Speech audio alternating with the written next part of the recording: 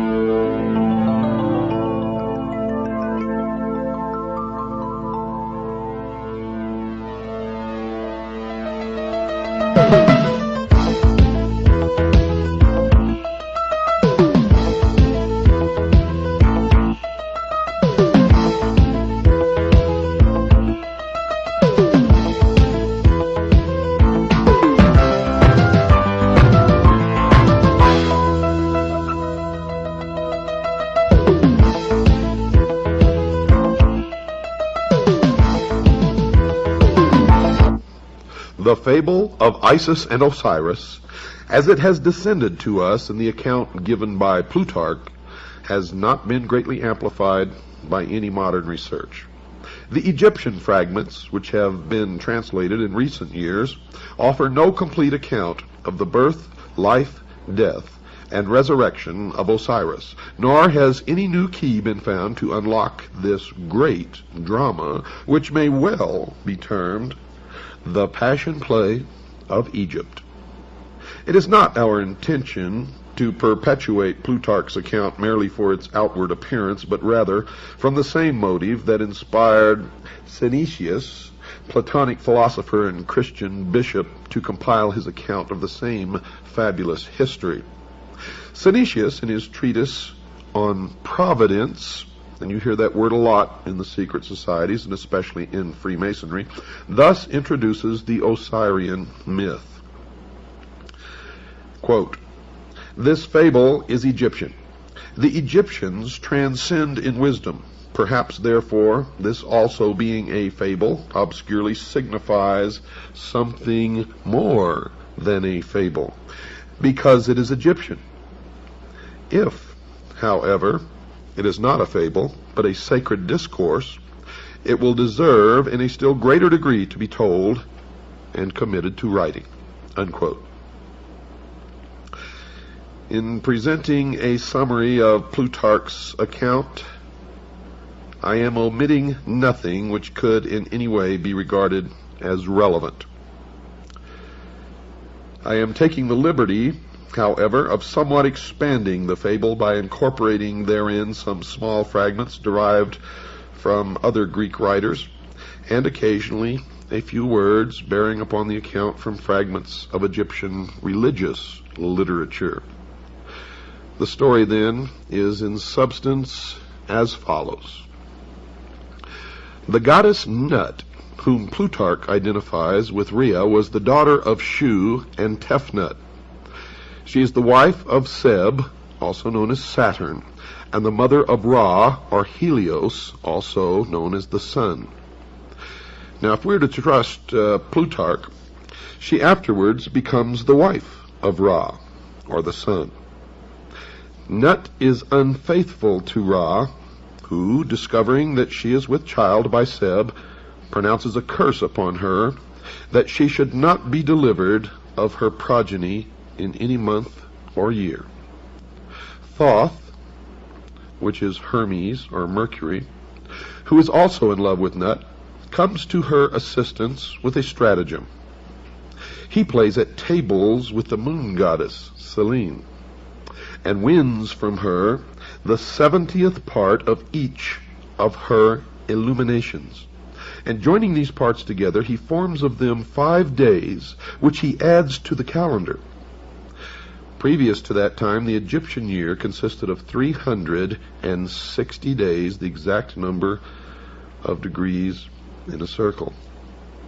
Now, these 5 days being not part of any month or year, Ra was outwitted. You see, because upon these days Nut brought forth her 5 children at different times in different places. Upon the first of these days she brought forth Osiris, and the place of his birth, according to Diodorus, was Mount Nisa in Arabia, the Happy.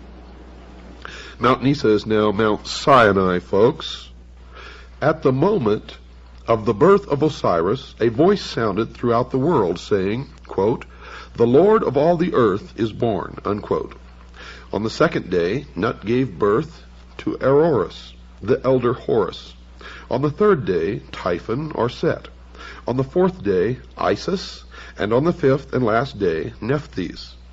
The Egyptians, therefore, regard the 5 days, which they term the epact or superadded, as the birthdays of the gods, especially venerating the fourth of them, upon which the benevolent goddess Isis came into being. Plutarch further on announces that the 5 children of Nut were not all of the same father, thus contradicting his earlier statement. For he says that Osiris and the elder Horus were the children of Ra, that Isis was the daughter of Thoth, and only Typhon and Nephthys were actually the offspring of Seb.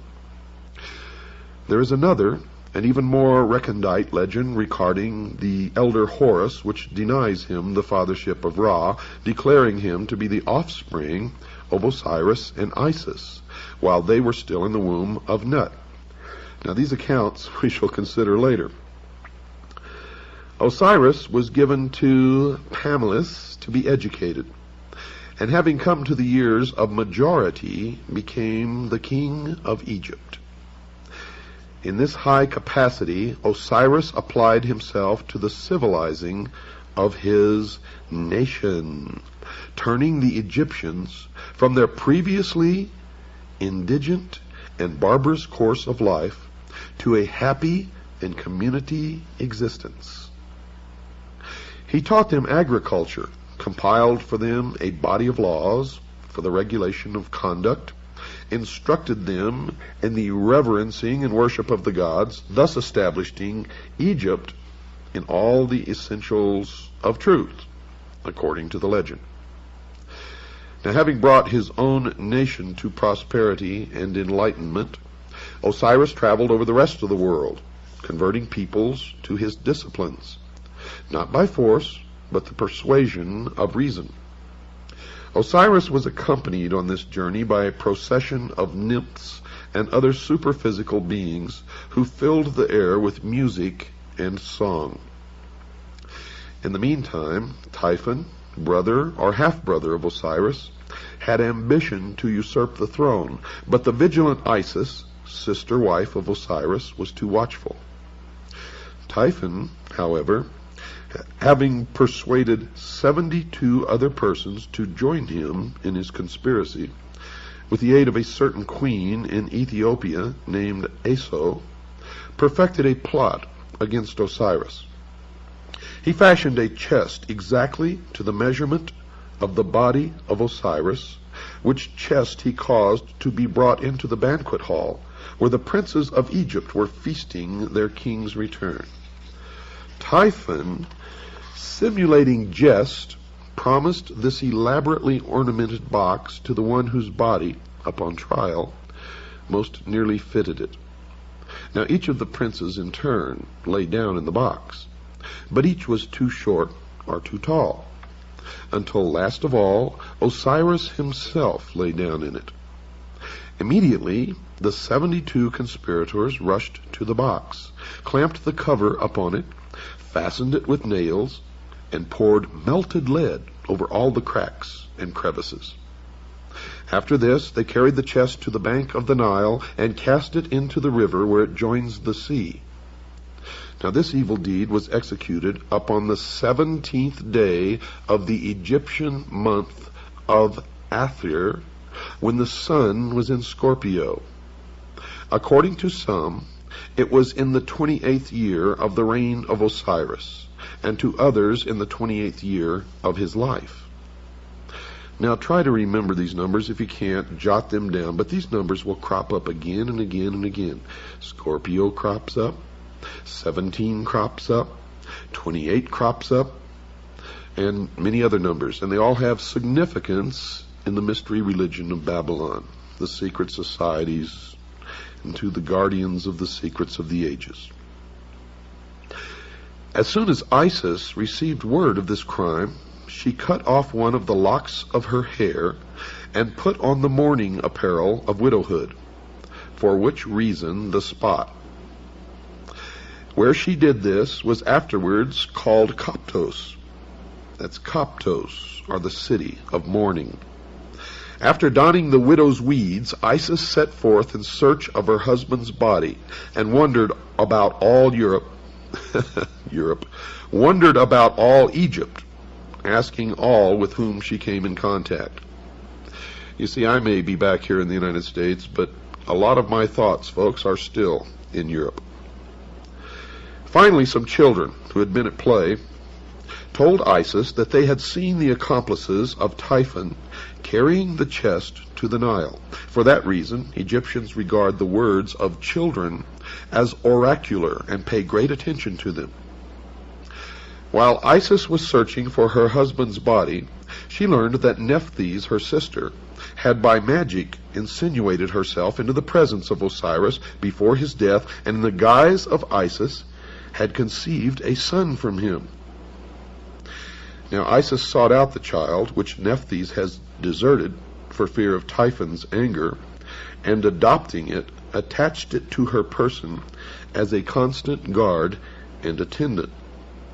This was Anubis, the dog-headed god, who appears in the Book of the Dead and in many of the Egyptian hieroglyphics.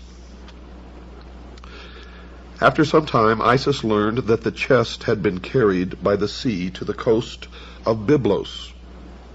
Now, Byblos is also the name for book or Bible, where it had lodged in the branches of a bush of tamarisk, which had grown up miraculously about the sacred receptacle and concealed it within its trunk. Now remember this tamarisk, and remember that it is a tree. The king of Byblos, amazed at the miracle, caused the tree to be cut down, and from the trunk containing the box, he made a pillar to support the roof of his palace. Now by magic, Isis discovered this, and traveling immediately to Byblos, attached herself to the suite of the queen as a nurse to her children. At night, when all the palace was asleep, Isis transformed herself into a swallow and fluttered around the column, bemoaning her fate in strange, sad notes. In due time, Isis revealed her divine nature and asked that the pillar be cut down. Taking therefrom the chest, she departed with it into a desert place where she performed certain magical rites by which the body of Osiris was temporarily animated. And by this animation she received from Osiris a son who is called the younger Horus, the child who was conceived of the dead. Now there is some confusion in the account at this point. Plutarch says that Isis left the body of Osiris temporarily to visit her son Horus, just mentioned, but the context of the fable would rather call for her departure to a secluded place where the child could be born without the knowledge of Typhon, who certainly would have destroyed him. Isis hid the chest in a remote and unfrequented place, but Typhon, hunting one night by the light of the moon, chanced upon it. Knowing its contents, and realizing Isis to be proficient in magic, he resolved to thwart her purposes, and tearing the body into 14 parts, he scattered them over Egypt. Now remember, 14 parts. Folks, don't forget that. From the inscriptions on the Metternich stele, it seems that Set must have imprisoned Isis and her son Horus. The goddess is made to say, quote, "I am Isis, and I came forth from the house wherein my brother Set had placed me," unquote. Thoth, the prince of law, again came to her assistance and aided Isis to escape from the house. Was it really a prison? Or was it really the house of Set? Thoth, also at this time, prophesied that Horus would sit upon the throne of his father and rule the double empire of Egypt. Upon the advice of Thoth, Isis hides the child in a papyrus swamp, thus saving him from the wrath of Set. Isis returning, having left her son at Butos, and fashioning a magical boat out of papyrus, traversed the whole of the empire. As she met with the scattered parts of her husband, she buried each one separately. First, however, encasing it in a magical mummy composed of wax, incense, and grain seed. She finally recovered all of the parts of Osiris except the phallus, or the penis, which had been thrown into the river and devoured by 3 fishes. This organ Isis reproduced in gold. Remember this also. Remember the 3 fishes, for they represent ignorance, superstition, and fear. They also represent the church, the state, and the mob.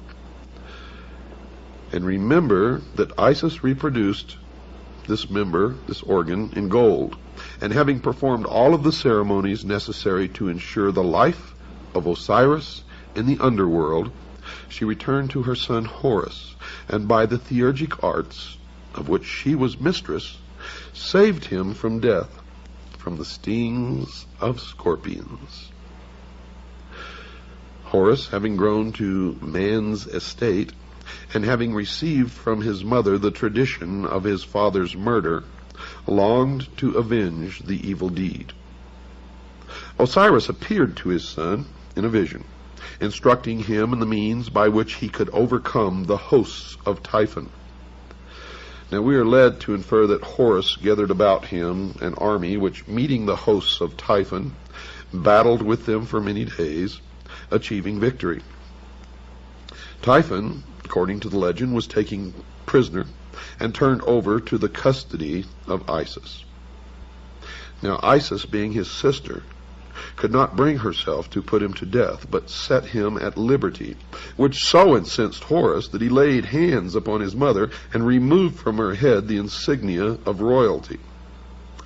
Thereupon Thoth gave her a new helmet, made in the shape of an ox's head. Typhon next accused Horus of illegitimacy, but Thoth proves his royal descent. Typhon again goes into battle against Horus. In fact, 2 battles are mentioned, in both of which Typhon is worsted. And Horus regains the kingdom of his father and is regarded, to at least a certain degree, as the actual reincarnation of Osiris. So here you've had a death and a resurrection. After its resurrection in the underworld, the shade of Osiris visits Isis, and in consequence thereof, she gives birth to another son, as it were, by a Holy Ghost, for she knew no living man. This child is called Harpocrates, and Plutarch says of him that he, quote, came into the world before his time and lame in his lower limbs, unquote. Harpocrates is usually depicted as a nude figure, his head adorned with a single curling lock of hair on the right side, this being with the Egyptians a symbol of youth or adolescence. He is sometimes depicted with an elaborate plumed headdress or wearing the double crown of the northern and southern empires. His finger is placed to his lips, which Plutarch interprets as a gesture symbolic of his childish and helpless state. The Greeks and Romans, however, considered this gesture to be a symbol for silence or secrecy, and from this has arisen the custom of placing the finger to the lips as a motion for quietness and secrecy, and we do it today. Statues of the god Harpocrates were placed at the entrances to temples and sacred retreats where the dramas of the mysteries were performed, as a sign that silence and secrecy should be observed in the holy places, and that all initiates were bound by vows of discretion. Harpocrates is also sometimes shown standing, and at other times he is depicted seated on the blossom of a lotus, just like Buddha. Although he is usually figured with childish immaturity of body, the imperfection of his lower limbs, as described by Plutarch, is not apparent in any of the Egyptian drawings. It therefore seems that the statements concerning this deformity should be more carefully examined. Samuel Squire, whose translation of Plutarch's Isis and Osiris, made in 1744, is still the most often quoted by Egyptologists. Well, he states definitely, quote, lame in his lower limbs. G.R.S. Mead translated the same essay much later and gives a slightly different rendering of Plutarch's words. Mr. Mead says, quote, weak in his limbs from below upwards, unquote. This difference in wording, though slight, may have an unexpected significance.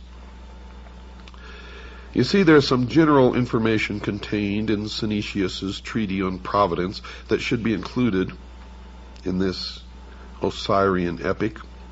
Synesius is of the opinion that Osiris should be regarded as an historical king, whose father, transcending in wisdom, instructed his benevolent son in all the secrets of the divine science of government.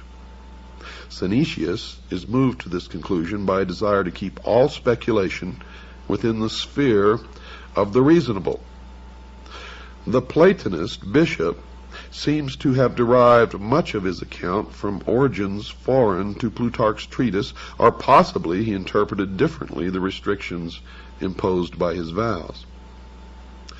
Synesius, a prudent and conscientious author, wary of myths and fables, and exhibiting a truly Platonic conservativeness in his handling of subject matter, yet Synesius was beyond question a deeply religious philosopher and an initiate of pagan mysteries prior to his conversion to the Christian faith, and therefore may have hidden the true meaning of the fable. Thomas Taylor is of the mind that the treatise on Providence was written while Synesius was still a votary of pagan mysteries.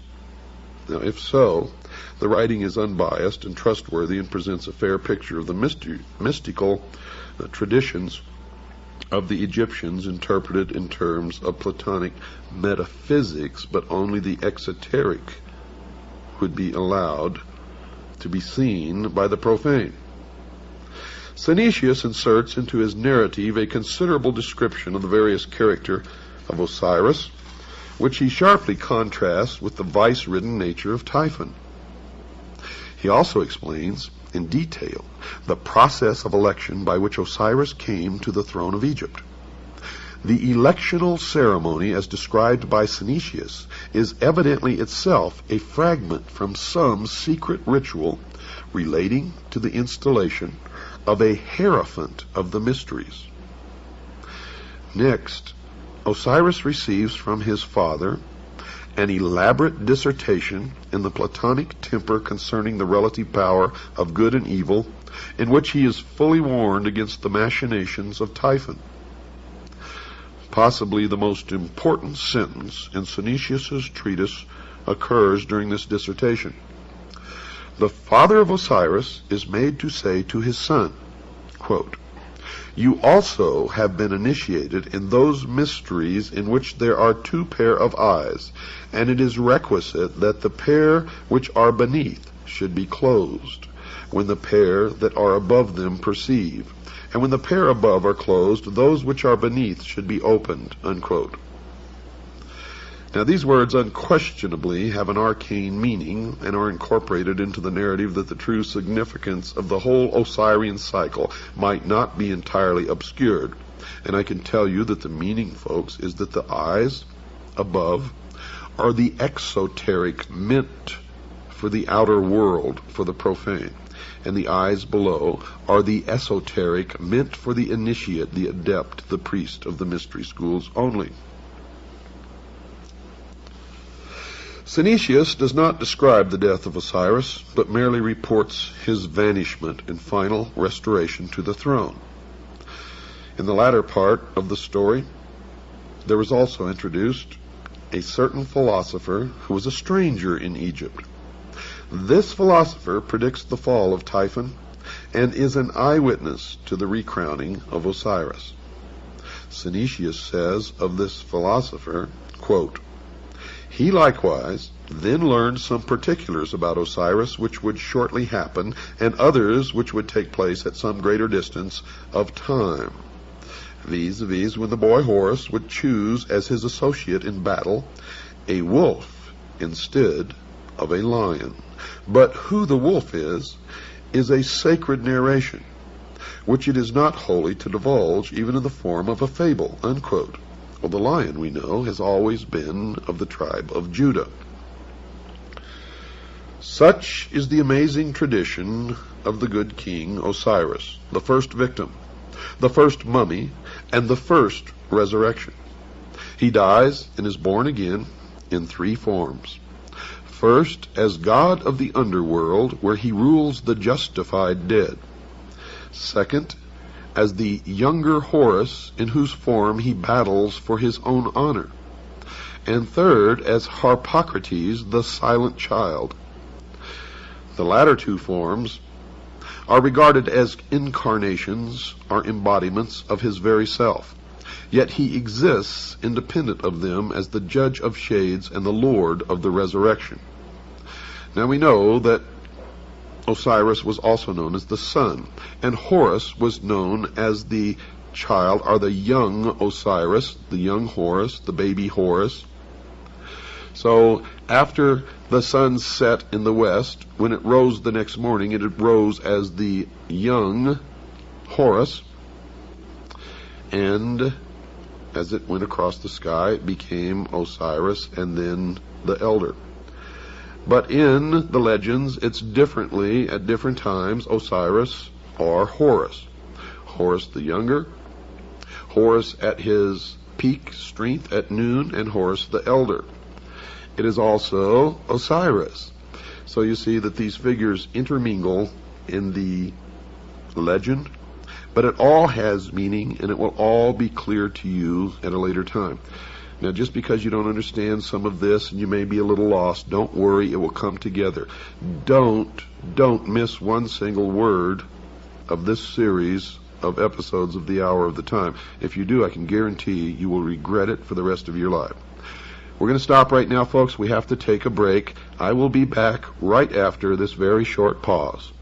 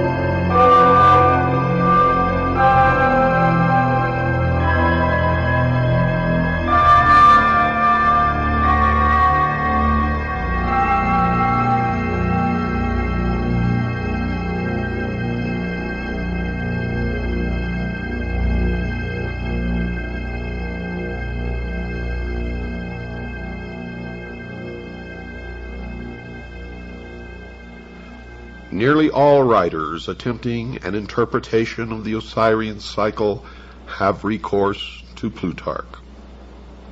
It has seemingly never occurred to Egyptologists that this eminent priest of Delphi might have purposely confused or distorted the fable, or, if not that, might certainly have misdirected the attention of the reader from relevant to irrelevant explanations. Two factors must certainly be taken into consideration when reading Plutarch. First, he was an initiated priest of the mysteries. Of this there can be no doubt. For he himself says, quote, "For the mystic symbols are well known to us who belong to the brotherhood," unquote. And in those days it was known as the Brotherhood of the Snake, and those who possessed the knowledge of the secrets of the ages wore the symbol of the snake on their headdress. And in the Egyptian hieroglyphics, you can see the members of the mystery religion of Babylon in the hieroglyphics as they wore the snake on the front of their forehead. It should be evident to everybody that as an initiate, Plutarch would not have unveiled the secret meaning of the Osirian myth, and I found that to be absolutely true. No man of his priestly station or philosophic mind who so greatly venerated the gods as to attach himself to their service would have been guilty of the impiety of profaning their mysteries, and he would not have violated his oath of secrecy. Furthermore, had his treatise actually exposed any of the secrets of the rites, he would most probably have perished miserably, or at least been publicly disgraced. These evils not descending upon him, we must suppose that his book was regarded as harmless, and for our purpose, therefore, at least not directly informative. The second factor which gravitates against the likelihood of Plutarch's interpretations being correct is the condition of Egyptian metaphysics in the 1st century after Christ. If, as Budge maintains, the Egyptians themselves were unaware of the meaning of the word Osiris long prior to the Christian era, into what decay had the old rites fallen even prior to the Ptolemaic period? Now, Pluto based his accounts upon popular traditions. They were most certainly inaccurate, and it is not impossible that even the priests themselves were for the most part ignorant of the origins of their doctrine.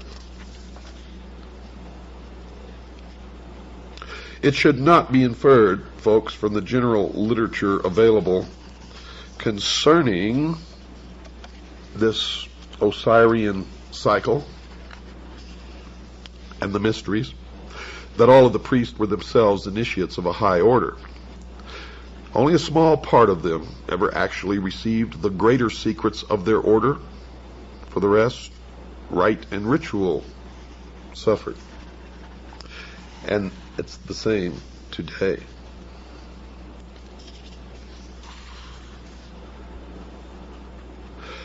Democritus spent a great part of his life in Egypt, and from the priests of that nation he secured the foundation for his celebrated doctrine of atoms.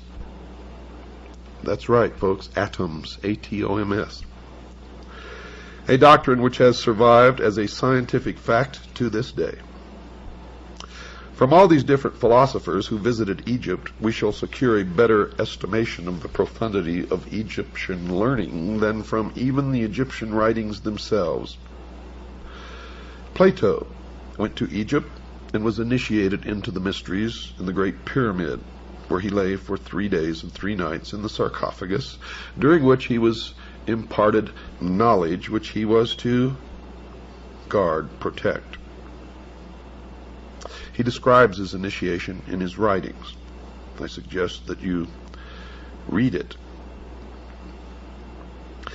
If we can assume the pragmatic viewpoint that the substance of matter is to be determined from its consequences, then we must indeed highly reverence the wisdom of the Egyptians, For it seems that first among the consequences of that wisdom is civilization itself. That cannot be doubted. Civilization is no fable, nor is it a progeny of myths, but that which is real and substantial. And it bears witness to a profound and superior wisdom, which must have existed over a great period of time, and have been communicated to at least a privileged few since the very beginning of man's cultural impulse. Now we can also take the example of Pythagoras, the great philosopher. While a youth, if we may credit Iamblichus, associated himself with Thales of Miletus, from whom he gained a considerable knowledge of the mysteries. Thales, being at that time of great age and infirm body, apologized for his incomplete understanding of the sacred doctrines, and urged Pythagoras to visit Egypt, the motherland of wisdom, as it was called in those days.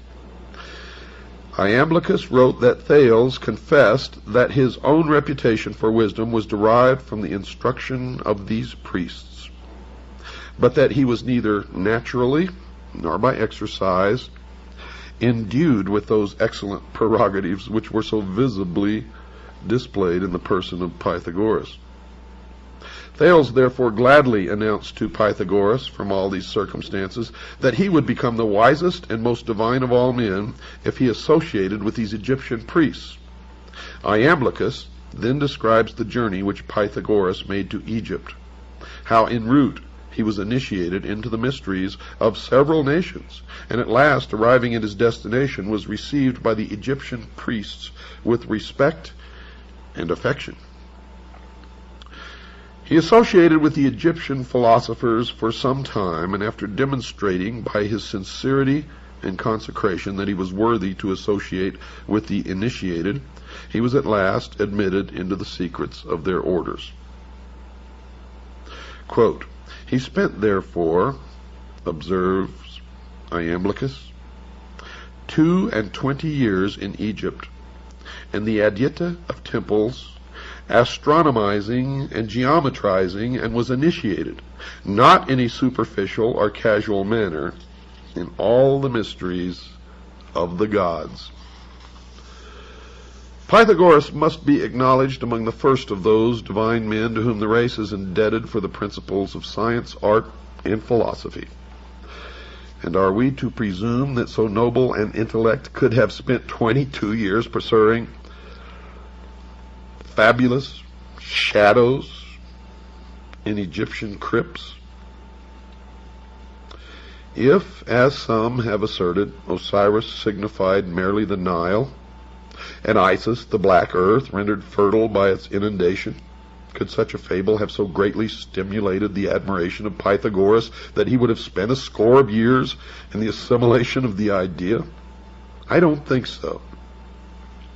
Or again, would he have spent this great length of time, the very best years of his life, in memorizing the myth-encrusted history of an ancient king who at some remote period had reigned in Egypt, and whose memory seemed sufficient to inspire a vast civilization for some 6,000 years? By the way, that's the exact number of years in the calendar of the Mystery School and of the Freemasons. Or would he approach the matter from another of these explanations? Would Pythagoras have pounded himself for a score of years against the walls of Memphis and find himself fully rewarded by being informed with bated breath by some archimagus that Isis is the dog star? I think not.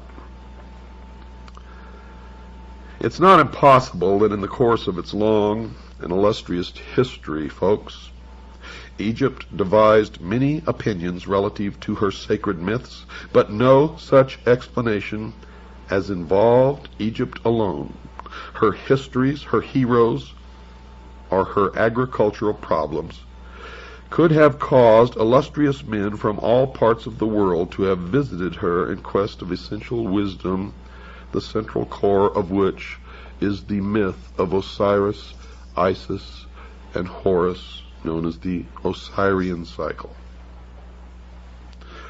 The Nile meant nothing to the Greeks, who cared little whether it rose or fell.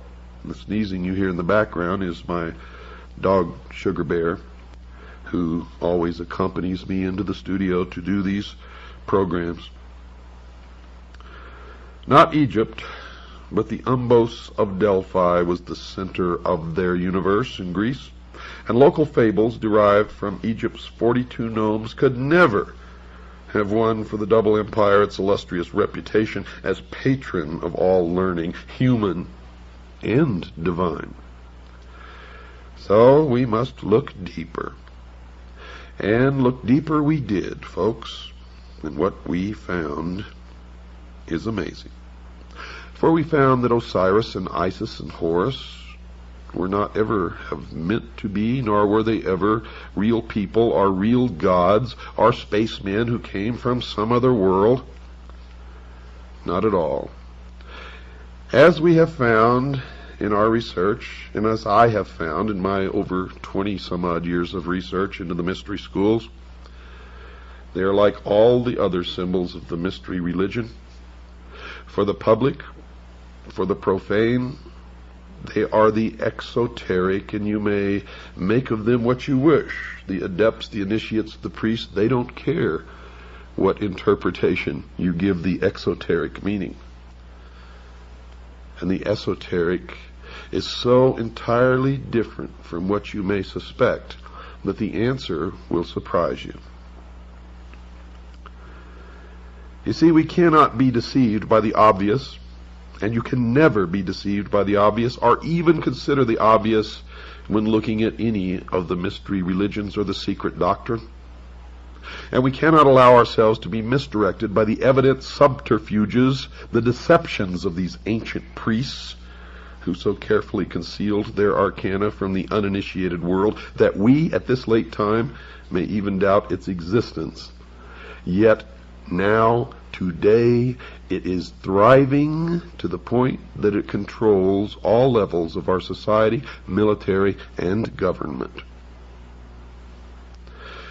The ignorant, the sheeple, even among the Egyptians, might derive their inspiration from the processionals and rituals of the state religion, but that's just for the sheeple. For those great philosophers who came from afar were in search of the highest form of human knowledge, the ancient arts, the secrets of the ages, and could not be satisfied by such outer show. Had these fables been but hollow and unsubstantial forms, Egypt would have been the ridicule of the wise, who would speedily have exposed her sham and reduced her vain pretense to a humble state. But this did not occur. You see, the initiates of her mysteries, returning to their own countries, not only felt themselves more than repaid for their hazardous journeys and long vigils, but furthermore, they became founders of distinguished systems of thinking, disseminators of useful knowledge, and in all cases bore witness to a broad and deep learning, and they always took with them a plan for the unfoldment of a world utopian government, which plan still exists today and is still being carried out in secret as the completion of the great work.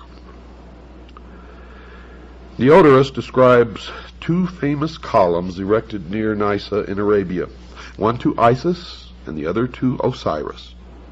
Now remember, Osiris and Isis never lived, they were not real people, and they were never gods. They are symbols for something much deeper. So when you listen to the interpretation of the inscriptions on the columns, remember that. The column to Isis bears this inscription, quote, "I am Isis, queen of this country. I was instructed by Mercury. No one can destroy the laws which I have established. I am the eldest daughter of Saturn, the most ancient of gods. I am the wife and sister of Osiris the king. I first made known to mortals the use of wheat. I am the mother of Horus the king. In my honor was the city of Bubastis built. Rejoice, O Egypt, rejoice, land that gave me birth, unquote. The column to Osiris bore these words, quote, I am Osiris the king, who led my armies into all parts of the world, to the most thickly inhabited countries of India, the north, the Danube, and the ocean. I am the eldest son of Saturn. I was born of a brilliant and magnificent egg, and my substance is of the same nature as that which composes light. There is no place in the universe where I have not appeared, to bestow my benefits and make known my discoveries, unquote. And the rest of the inscription, of course, was destroyed. Now, while the inscription on the pillar, or the obelisk in honor of Isis, may be veiled, the inscription on the obelisk dedicated to Osiris is certainly not. He was born of a brilliant and magnificent egg, and his substance is of the same nature of that which composes light. There is no place in the universe where I have not appeared. Osiris, of course, was the sun. In examining Plutarch's treatise, the introductory remarks appear of special significance. Yet, folks, these remarks are wholly ignored by Egyptologists who are content to confine themselves entirely to the fable which constitutes the larger part of the writing. If Plutarch, by any word or symbol, reveals even a small part of the sacred mystery, it is to be found in the following words, quote, For Isis, according to the Greek interpretation of the word, signifies knowledge, as does the name of her professed adversary, Typhon, signify insolence and pride. A name, therefore, extremely well adapted to one who, full of ignorance and error, tears in pieces and conceals that holy doctrine which the goddess collects, compiles, and delivers to those who aspire after the most perfect participation of the divine nature. Now, if you have a keen intellect, you can all decipher everything else that I'm going to tell you on this program and probably the next one in that short paragraph. And I'll let you ponder that as I continue. Osiris, the black god of the Nile, must be regarded as the personification of an order of learning, for Plutarch identifies him beyond question with the holy doctrine or the mystery tradition. Now remember, I told you Osiris is the symbol of the sun, but the sun was the symbol of the power of the all-encompassing God of the universe. And later you're going to learn that the light, or the sun, represents something even deeper. It represents, dear listeners, primordial knowing, the gift of intellect. And where people can read these myths and think that these people really worship the sun or some god somewhere, they are mistaken. For the true object of their worship is the intellect. And through the use of that intellect, they believe that man will become God. As Thoth personifies the whole sphere of knowledge, and it was through his assistance that Osiris came into being, so Osiris embodies the secret and sacred wisdom reserved for those who were proficients in the ancient rites.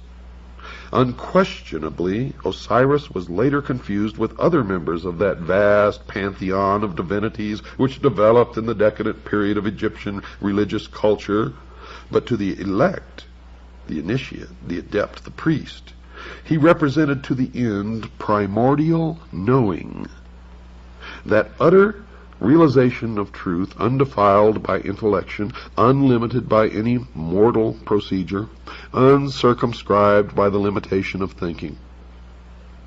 You see, he signified not only that divine at-one-ment with the absolute, which is the end of all illumination, but by his life, death, and resurrection revealed the means by which mortal consciousness could achieve that end.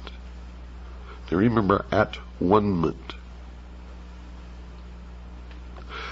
Thus Osiris becomes a dual symbol, being in the first place the esoteric wisdom. Esoteric, folks, means hidden. So he represented in the first place the esoteric wisdom itself, and in the second place the composite order of initiates through whom that tradition was perpetuated. And now we begin to strip the veil from the mysteries. The personality of Osiris thus typifies the institution erected by the ancients to perpetuate the deathless truths of the soul. The living head was crowned with the plumes of wisdom and power. The hands bore the scepters of the three worlds, but the body was bound with the mummy wrappings of the dead. Here we find spirit, the living head, bound incongruously to matter, the mummified body. The soul was imprisoned in the narrow bonds of flesh. And one thing, through my research, is certain. Osiris represented the secret doctrine prior to that time when the omnific word, or the lost word, of Freemasonry was lost. Osiris is the first of the 5 children of Nut. And here you begin to part some more veils behind which the mystery resides. He therefore corresponds with the first of the 5 divine kings of China and the 5 exoterically known Dhyana Buddhas of Lamaism. The 5 children of Nut are the 5 continents which have appeared upon the earth and the 5 races which have populated these continents. Osiris is the primitive revelation of the first race. But as Isis was born upon the 4th day, we find this tradition coming into Egypt through the Atlantean mystery school of which Isis is the symbol, and you will find at the base of all of these things Atlantis.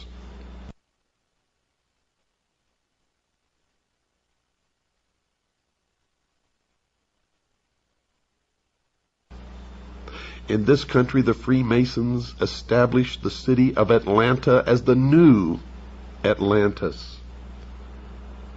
And all of this will come together for you. It took me many years of study deep into the night and trying to discuss this with other people who had no idea what I was talking about. So most of it was put together in loneliness late at night. And then when I established my organization known as the Citizens Agency for Joint Intelligence, many others began to help and furnish bits and pieces of information.